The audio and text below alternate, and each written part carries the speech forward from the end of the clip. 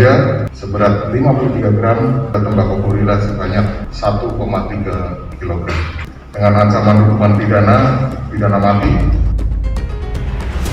Saya juga kepada Bapak Bupati Subang agar segera membentuk Badan Narkotika Nasional Kabupaten. Untuk menggunakan barang haram awalnya kan coba-coba, jadi merasa enjoy. Barang haram sangat dinikmati. Banyak sekali dampak negatifnya. Kalau dari segi medis itu bisa berujung kematian.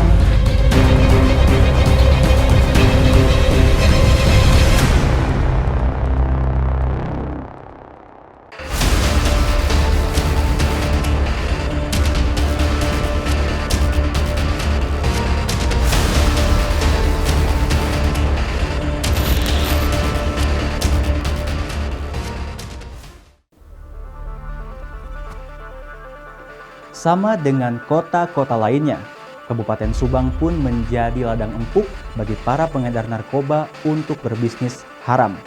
Ada penjual, tentu ada pembeli. Ada yang mengedarkan, tentu ada yang mengkonsumsinya. Mereka yang ada di lingkaran bisnis hitam, narkoba, sebenarnya tahu resiko hukum yang dihadapi. Kendati demikian, hukuman yang berat tak menyurutkan langkah mereka. Mereka yang ada di lingkaran dunia narkoba setidaknya terdiri dari bandar, pengedar, dan pemakai. Sepanjang tahun 2021, jajaran Polres Subang berhasil menciduk sejumlah pengedar narkoba di sejumlah tempat.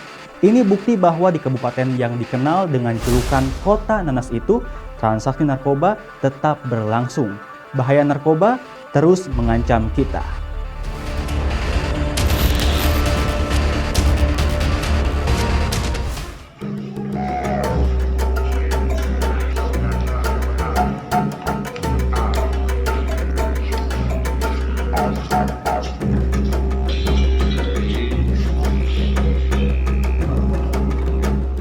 Kasus teranyar, dalam kurun waktu 2 bulan, Satuan Reserse Narkoba Polres Subang berhasil meringkus 7 pengedar narkoba. Kapolres Subang AKBP Aris Kurniawan Widianto mengatakan, penangkapan ke-7 tersangka merupakan hasil pengembangan dari 5 kasus sebelumnya. Kasus-kasus tersebut berhasil diungkap Sat Narkoba Polres Subang dalam kurun waktu 2 bulan, yakni April dan Mei 2021.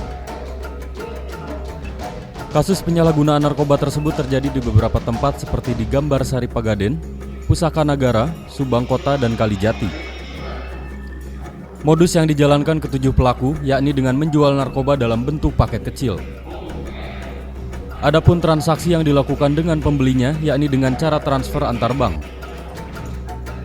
Dari para pengedar ini, polisi menyita sabu-sabu seberat 350 gram, ganja seberat 50 gram, dan tembakau gorila seberat 1,3 kg.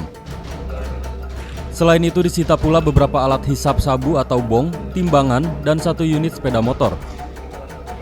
Adapun ke-7 pelaku masing-masing berinisial RP warga Soklat Kecamatan Subang, AN warga Desa Tanggulun Kecamatan Kalijati, S warga Desa Karanganyar Kecamatan Pusaka Nagara, SD warga Desa Gambarsari Kecamatan Pagaden, AY warga Desa Kamarung Kecamatan Pagaden, AS warga Desa Majasari Kecamatan Cibogo, dan IH warga Kelurahan Sukamelang Kecamatan Subang. Dengan jumlah tersangka sebanyak 7 tersangka dengan barang bukti berupa sabu seberat 3,5 on, kemudian ganja seberat 53 gram, dan juga tembakau gorila sebanyak 1,3 kg. Untuk yang pertama yang akan kita sampaikan adalah terkait tindak pidana yang berhasil terungkap dengan dasar laporan polisi tertanggal 7 April tahun 2021 dengan terlapor atas nama Sucipto alias Dogo bin Rasta, S alias D, ada di ini. Terus kemudian surat perintah penyidikan tertanggal 7 April 2021 sebagai dasarnya.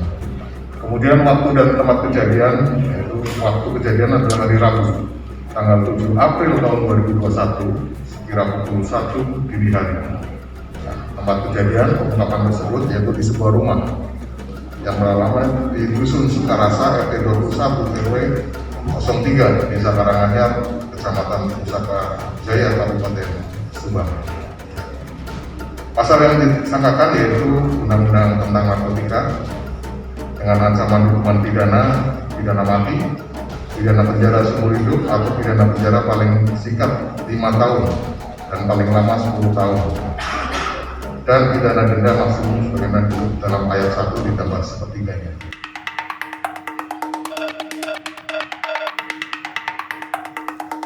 Para pelaku terancam hukuman penjara minimal 6 tahun dan maksimal 20 tahun atau seumur hidup. Hal itu berdasarkan Undang-Undang RI Nomor 25 Tahun 2009 tentang narkotika. Sebelumnya, polisi juga meringkus 3 orang pemuda di Kecamatan Ciasem. Mereka berurusan dengan pihak berwajib lantaran memproduksi narkoba jenis tembakau gorila. Mereka diciduk di rumah masing-masing.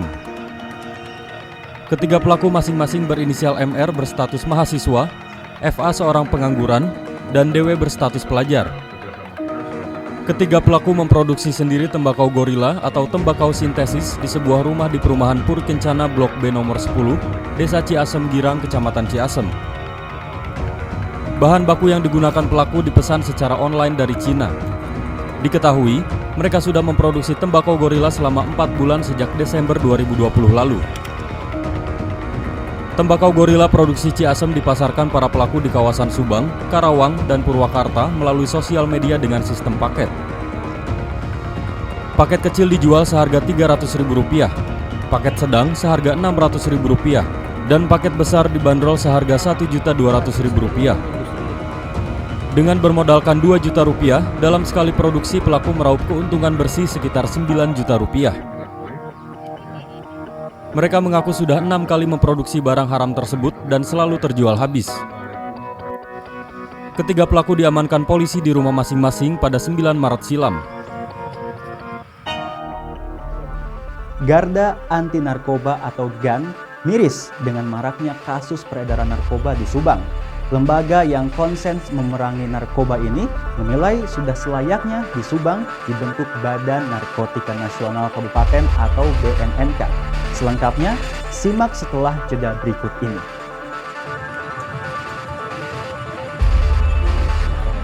Saya kepada Pak Bupati Subang agar segera menekan untuk pembentukan Badan Narkotika Nasional Kabupaten di Subang ini.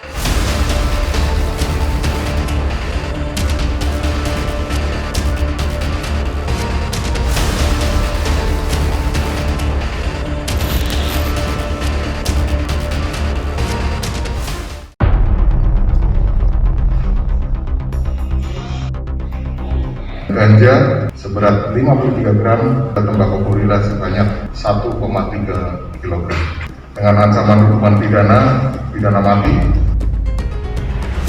Saya juga kepada Bapak Bupati Subang agar segera membentuk Badan Narkotika Nasional Kabupaten. Untuk menggunakan barang haram awalnya kan coba-coba. Jadi merasa enjoy, barang haram sangat dinikmati. Banyak sekali dampak negatifnya kalau dari segi medis itu bisa berujung kematian.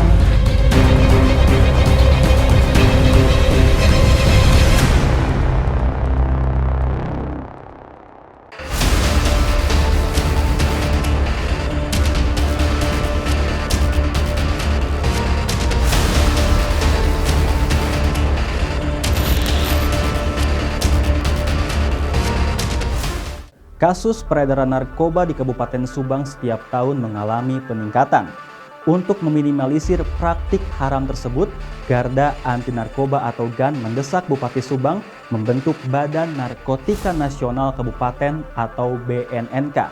Nantinya kehadiran BNNK diharapkan mampu mencegah peredaran narkoba di kabupaten tersebut.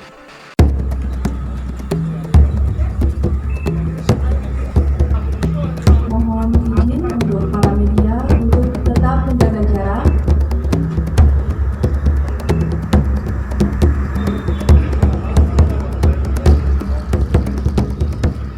Ketua GAN Wawan Waluya mendesak Bupati Subang agar segera membentuk Badan Narkotika Nasional Kabupaten atau BNNK. Untuk mencegah peredaran dan penyalahgunaan narkoba, GAN terus berupaya melakukan sosialisasi ke sekolah-sekolah hingga ke tempat-tempat hiburan malam. Masuknya zona industrialisasi di Kabupaten Subang dan kemudian juga sekarang sudah launching Pelabuhan Patimban, ini sangat kita memerlukan kewaspadaan yang ekstra. Karena apa? Urbanisasi dan masuknya budaya-budaya asing memungkinkan masuk ke Kabupaten Subang. Nah, dengan ini harapannya kita bisa bergandengan tangan dengan semua stakeholder, dengan semua pihak untuk sama-sama menekan angka peredaran narkotika dan mengawasi setiap gerak-gerik orang asing yang masuk. Dan harapan saya juga kepada Bapak Bupati Subang agar segera membentuk Badan Narkotika Nasional Kabupaten, karena saya sudah mengajukan dari semenjak 2018. Pada waktu itu mungkin bupatinya Pak Ojang dan Bu Imas ya, waktu itu sudah saya ajukan tapi belum terrealisasi. Dan waktu zaman sekarang Pak Haji Luhimat juga saya sudah bertemu beberapa kali dengan beliau. Nah, kemudian belum terrealisasi juga karena mungkin situasi masih dalam pandemi COVID-19. Harapan saya dengan adanya industrialisasi di Kabupaten Subang dan Pelabuhan Patimban ini, kita sama-sama membangun untuk menekan angka peredaran narkotika, dan yang paling penting segera terbentuknya Badan Narkotika Nasional Kabupaten di Kabupaten Subang ini. Semua tahu, mengonsumsi narkoba beresiko terhadap kesehatan, baik kesehatan fisik maupun jiwa. Tapi mengapa narkoba masih tetap dicari dan dibutuhkan oleh sebagian orang?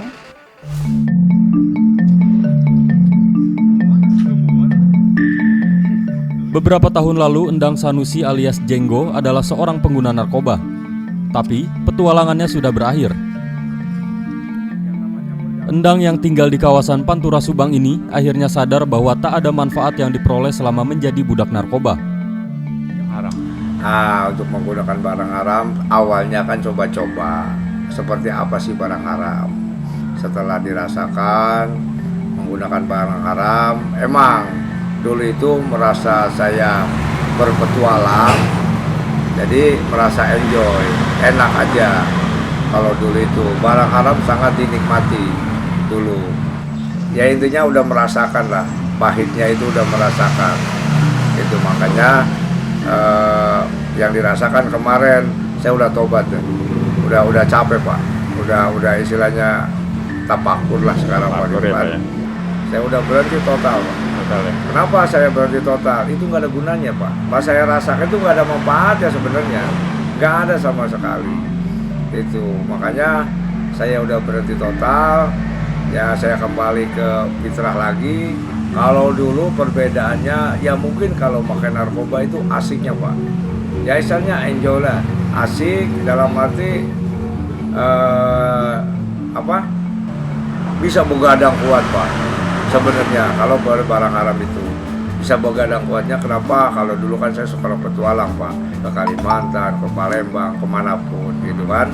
Yang nggak bedanya para artis juga kan, syuting sampai pagi, sampai itu mungkin pakai barang. Ada banyak yang keciduk lah kalau lihat di TV. Nah, kalau misalnya sekarang ya saya rasakan ya lebih enjoy lagi sekarang Pak. Makanya rekan-rekan semua, yuk kita bareng-bareng beribadah sekarang Pak. Apa sih yang dicari sekarang? Itu Pak, intinya berbedanya sangat beda sekali antara pemakai. Kalau dulu mah iya happy enjoy itu Pak. Tapi sekarang udahlah, saya enggak sekarang. Lebih enjoy lagi sekarang ke ibadah. Adanya kecenderungan terjadinya peningkatan kasus penyalahgunaan narkoba di Subang tentu saja melahirkan kekhawatiran tersendiri bagi masyarakat Kota Nanas ini. Perlu dukungan dan peran serta dari semua lini untuk secara bersama-sama menyatakan perang terhadap barang haram tersebut.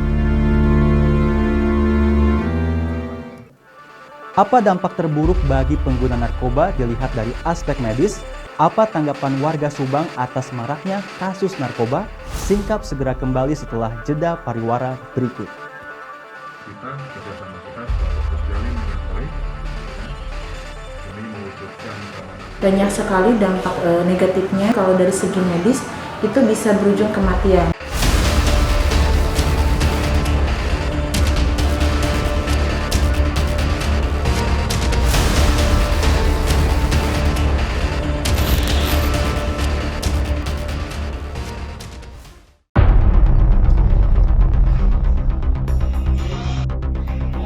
Ganja seberat 53 gram dan tembakau gorila sebanyak 1,3 kg dengan ancaman hukuman pidana mati.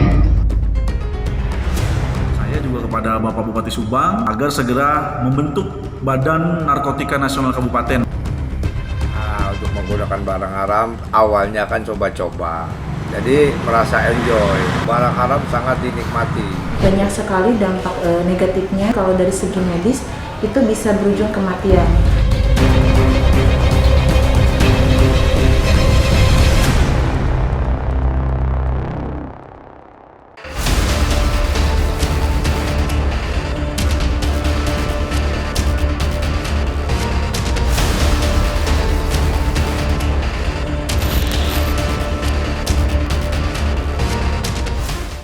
Masyarakat geram dengan maraknya peredaran narkoba, termasuk di Subang.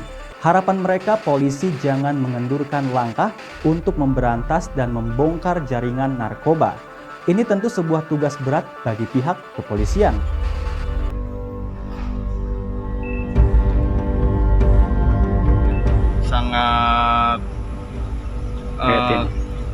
Sangat gimana ya? Sangat menentang dengan adanya peredaran narkoba di Subang ini, ya kepada pihak pemerintah Subang atau dinas terkait atau polisi untuk memberantas lah peredaran narkoba di Kabupaten Subang ini.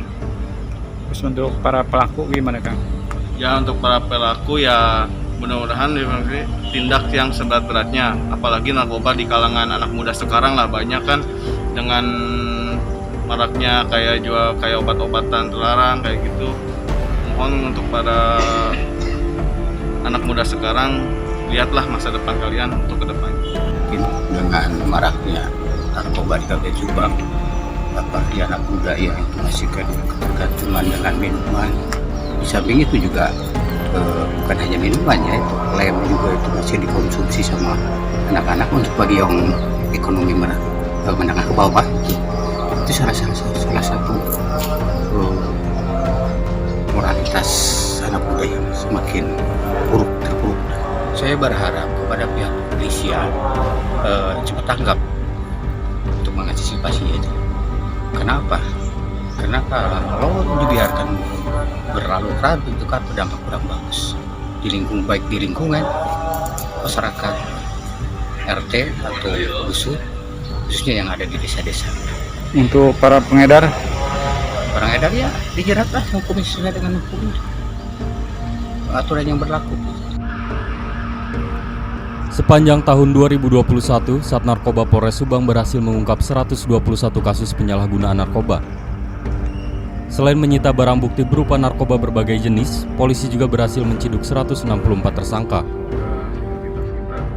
Ya, yang kami hormati Polres Subang Sat Narkoba, selama kurun dari bulan Januari 2001 sampai dengan bulan Juni, kurang lebih 6 bulan, berhasil mengungkap 122 kasus dengan 164 tersangka.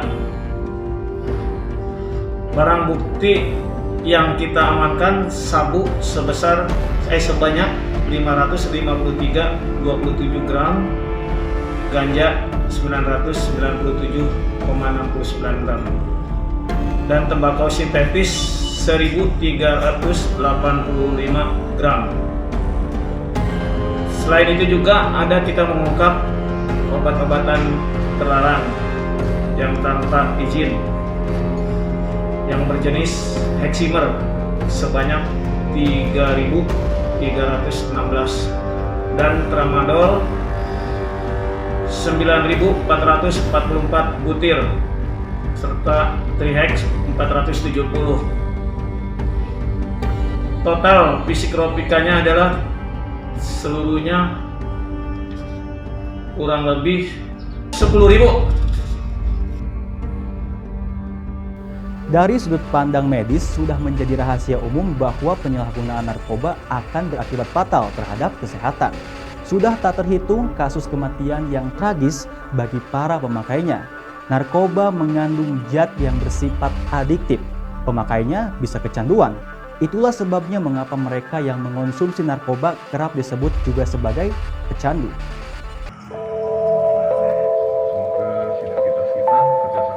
Kematian. Ya, itulah dampak terburuk yang dihadapi para pengguna narkoba. Namun ironisnya, masih banyak orang yang antri menjemput kematian mereka dengan cara menghisap ganja, sabu, dan barang-barang sejenisnya. Kenikmatan yang sebenarnya maya dan sekedar halusinasi itu ternyata mengalahkan akal sehat mereka. Padahal, untuk membeli barang haram tersebut mereka harus melakukannya dengan cara sembunyi-sembunyi. Dan untuk memenuhi kenikmatan halusinatif itu, tak sedikit kocek yang mesti mereka keluarkan. Sebenarnya dampak narkoba itu bukan hanya secara medis ya. Banyak sekali dampak negatifnya, terutama mungkin kalau dari segi medis itu bisa berujung kematian. Jadi ada beberapa kandungan narkoba yang bisa mengganggu fungsi otak. Kalau sudah mengenai otak tentunya juga angka hidup atau kehidupan juga itu terganggu. Jadi dampak terburuknya kematian. Jadi bisa mengganggu otak, bahkan juga bisa mengalami mental juga pasti terganggu. Generasi yang sehat adalah generasi tanpa narkoba. Jangan sekali-kali kita terjerumus ke dalamnya. Jika terlanjur terjerat, maka kita diminta memilih salah satu dari 3 hal, yakni sakit mental, ruang penjara, atau kematian, serta bisa jadi kita malah harus merasakan ketiga-tiganya. Demikian singkap untuk edisi kali ini. Kita bertemu kembali 2 pekan mendatang. Salam singkap, Cipta TV selalu di hati.